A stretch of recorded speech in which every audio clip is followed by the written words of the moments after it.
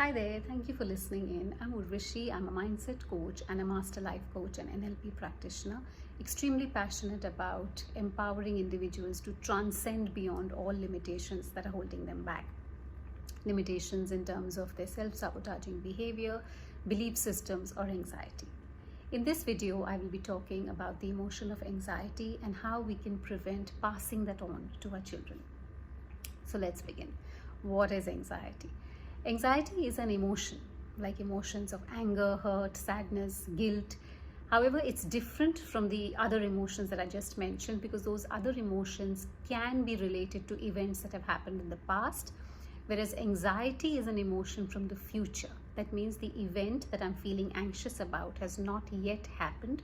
I am using my imagination to sort of imagine that it's not going to turn out in the best or the most favorable way for me.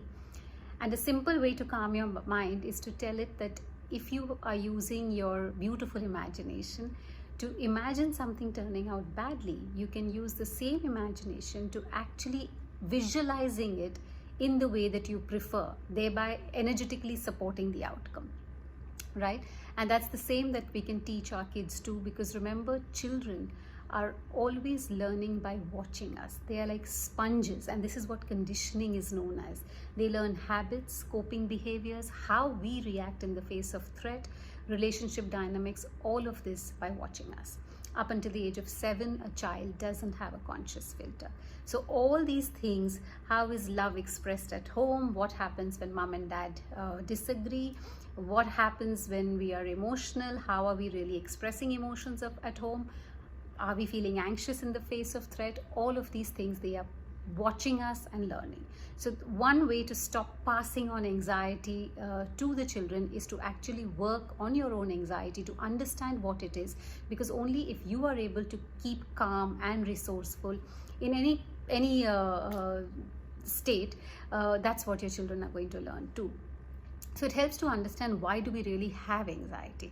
And this is a very logical explanation. It's scientific as well. We originated from cavemen. So evolutionary speaking, survival was prioritized over happy. So our human brain is wired to survive because we originated from cavemen who looked out for threat or danger in order to keep us safe. Somewhere that negativity bias still exists in our minds, where we are forever looking out for danger and threat in order to actually keep ourselves safe. So anxiety is an emotion that's actually trying to protect us. So once you understand it and you're feeling anxious about something, it helps to tell your brain that it's okay, I am fine, I am safe in the present moment, and the anxiety is able to calm. There are of course various techniques that you can use when anxiety is coming in. One common one that I tell all my clients is 3M, which is meditation, mindfulness, and movement. And this is something which has to be part of your daily routine so that you're able to keep anxiety at bay. This is something that can also be taught to children early on. Mindfulness is being aware of the present moment, being mindful in the present moment, where I'm not dwelling in the past or I'm not anxious about the future. And how do I come to the present moment is when my mind is in this whole spiral of negative thoughts, there are techniques like grounding that help us bring us back into the present moment. One of them is the 5, 4, 3, 2, 1 technique, which I often teach. Very easy, even kids can do this. If you look around and look at 5 things and name 5 things that you can see, 4 things that you can hear, 3 things that you can touch, 2 things that you can smell, and 1 thing that you can taste. So you have used your 5 senses to bring you back into the present moment. And this is what research has proven, that when our mind goes into this spiral and we are able to focus on something using our 5 senses, then we actually come back to the present moment. This is known as grounding. It's a very simple technique and very easy to remember. It's called 5, 4, 3, 2, 1. So do teach this to your kids. And also, like I said, children learn by watching us. So how we react in the face of threat. Always focus on what you want, not on what you don't want, because that way you're energetically supporting what you're really wanting. So if I want to be happy, I want to say it like I want it. I want to be happy. I want to do well in this exam. not say it the opposite way, that I don't want to be miserable or I don't want to fare badly in my exam. So we have to say it like we want it, because that way we are focusing on what we want.